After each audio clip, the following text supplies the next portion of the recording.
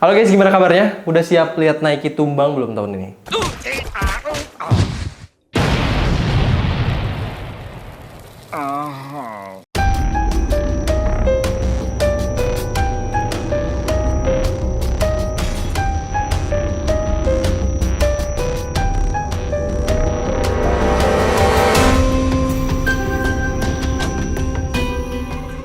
Kenalin gue Oki, Oja, orang Jawa asli ini bro. Anjay. Balik lagi di konten Detective Shoe dari Shoepolice. By the way gimana nih? Pabrik bata di PWK yang tutup, harga saham Nike yang jeblok, dan katanya stuck inovasi sampai banyak PHK. Terus sampai harga saham Dogmart, sepatu culture kesukaan kalian semua yang jatuh ke harga terendah mereka sepanjang masa. Dan masih banyak lagi lah isu dari brand internasional yang udah lama berdiri tapi malah kesusahan belakangan ini. Kira-kira ada apa ya dengan mereka? Yuk kita lihat bareng-bareng.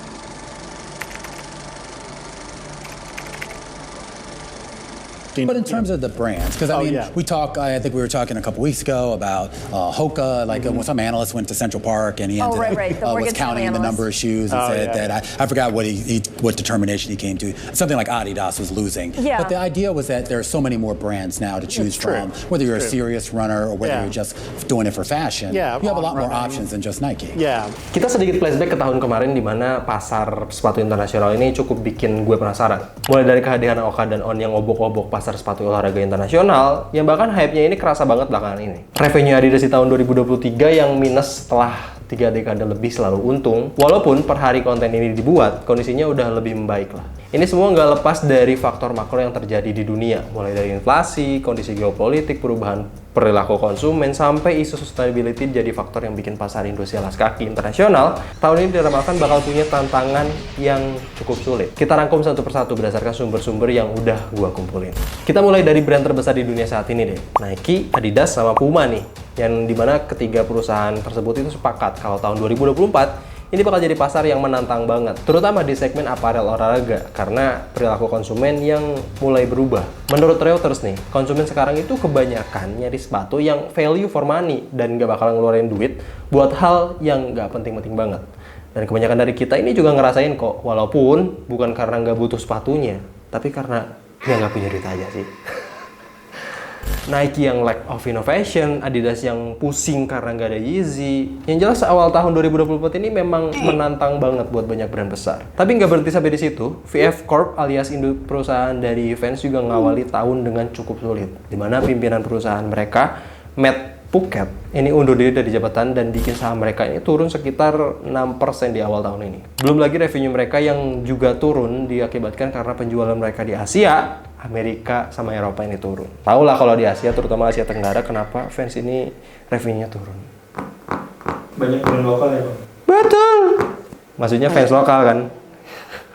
Kita sedikit balik lagi ke Nike, yang tetap harus kita notice nih. Karena tahun ini bakal banyak banget faktor yang bikin tahta Nike ini bakal digoyang-goyang. Mulai dari tahun kemarin nih, yang gua notice banget kalau On Running dan Hoka ini bakal ngobok-ngobok brand besar, terutama Nike. Dan sekarang udah mulai kelihatan nih, peralihan minat masyarakat. Mulai ngarah ke On sama Hoka, sadar atau enggak. Dan untuk 2 tahun ke depan, Nike harus hemat sekitar $2 miliar, yang artinya mereka ini bakal banyak cutting cost mulai dari PHK, 2% tenaga kerjanya, sampai manajemen inventaris mereka supaya gak banyak sepatu yang kelamaan diem di gudang lah. Dan hal ini juga ngaruh ke Converse selaku anak perusahaannya Nike dan memberlakukan hal yang sama juga.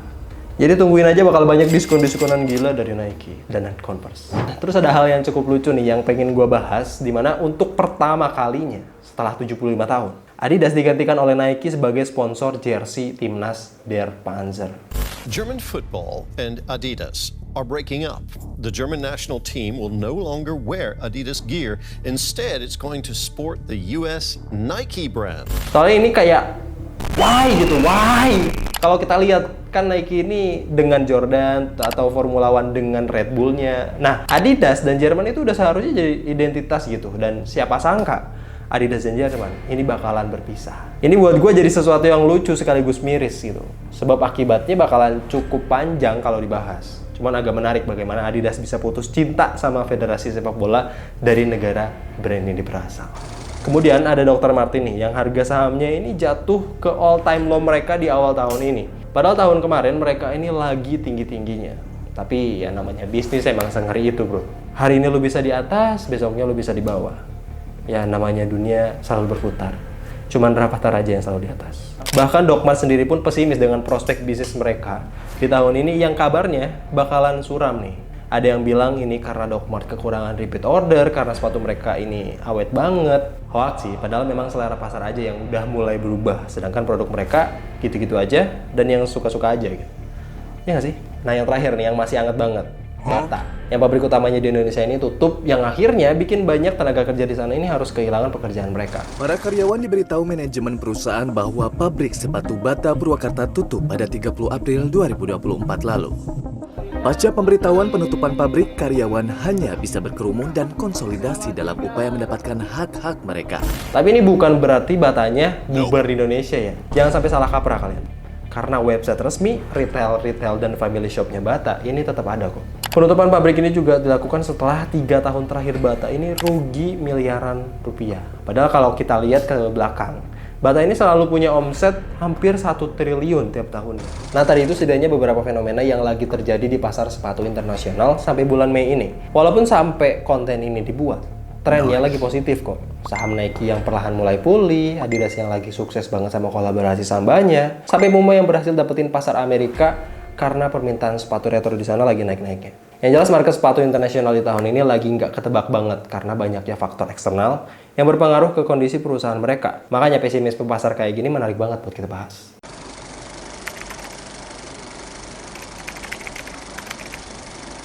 Kalian sadar nggak sih kenapa running ini jadi salah satu olahraga yang cukup populer beberapa tahun ke belakang? Ternyata alasannya simple bro.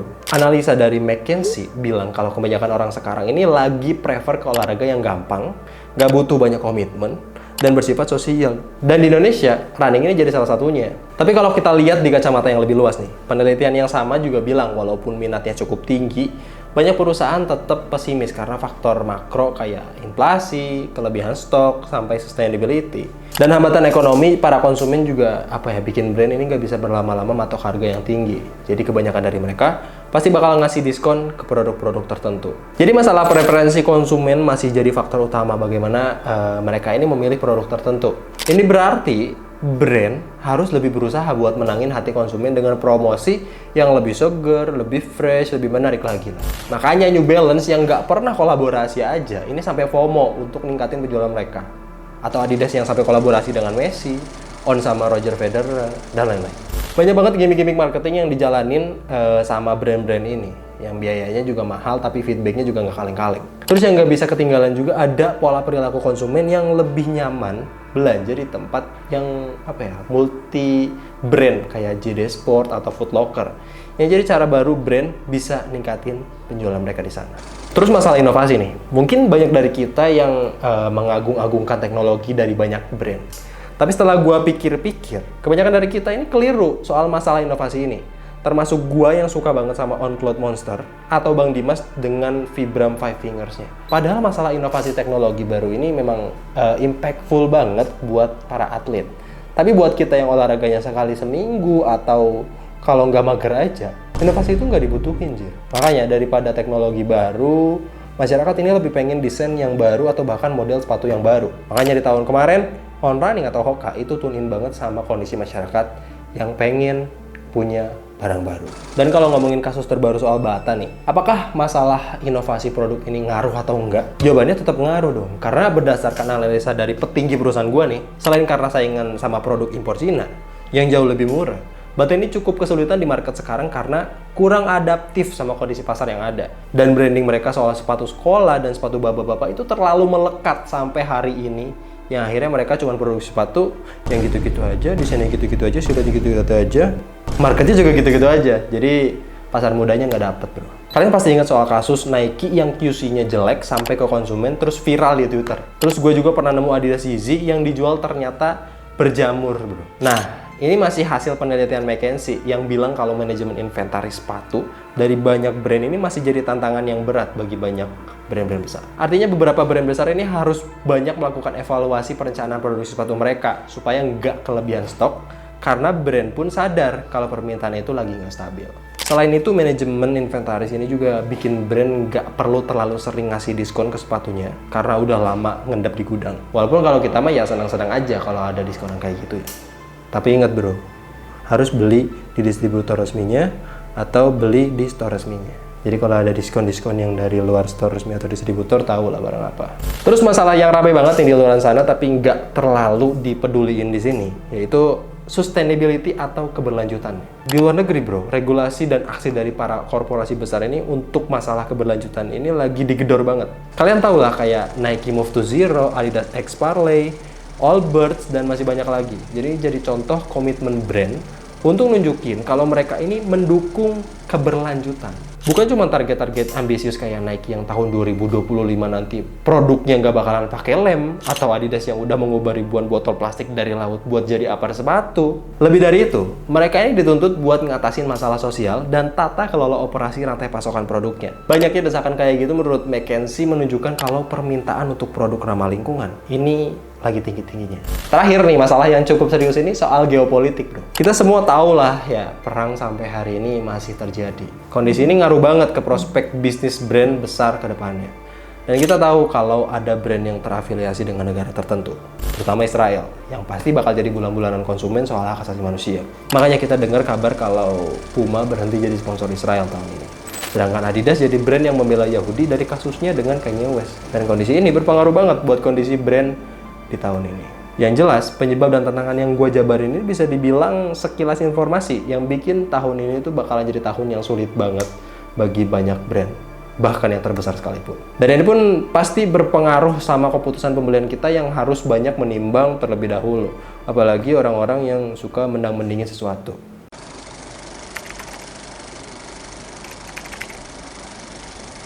Jadi kalau ditanya apa tujuan gue bikin konten kayak gini, nggak ada yang spesial sih sebenarnya, dan ini cuma jadi reminder aja buat kita as a consumer untuk lebih kritis lagi dan membeli produk dan memandang brand tertentu. Dan jadi sekedar informasi aja kalau banyak brand mengawali tahun ini dengan sulit, bahkan Nike sekalipun. Dan buat kita, orang Indonesia nih, sebenarnya kita dikasih banyak pilihan yang baik karena keberadaan brand sepatu lokal kita yang makin bagus tiap harinya.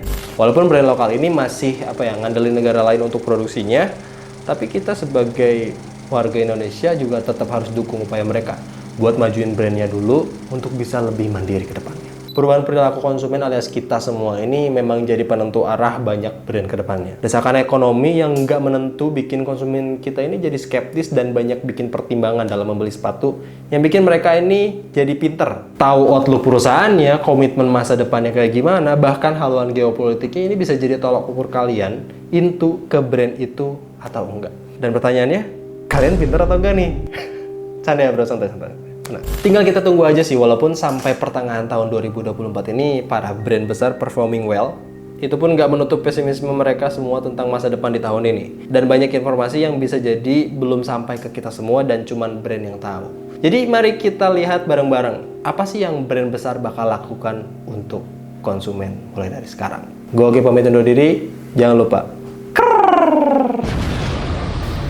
beli Onyx suka di TikTok Live. Beli Hoka KW di TikTok Live. Jangan aja.